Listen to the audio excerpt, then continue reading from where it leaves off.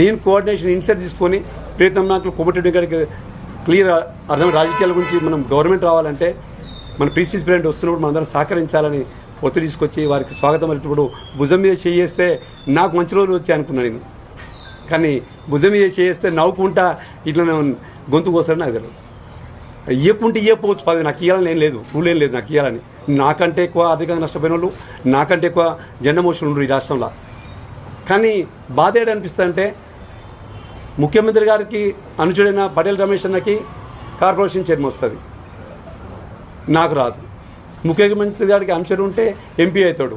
చామల కిరణ్ అన్న నేను జిల్లా ప్రెసిడెంట్గా పోటీ పడ్డాం. ఆ రోజు జిల్లా ప్రెసిడెంట్ కిరణ్ అన్న రాలే, నాకు వచ్చింది. అదే కిరణ్ అన్న ఇవాళ ఎంపీ అయ్యాడు. ముఖ్యమంత్రి గారికి మన రవీనాథ్ దగ్గర ఉండు, ఆయనకి ఎంపీ పోస్ట్ వచ్చింది. అంటే నాకేమనిపిస్తుంది అంటే నేను బూత్ స్థాయిలో పనిచేయడం అనేది కరెక్ట్ కాదని నాకు అనిపిస్తుంది.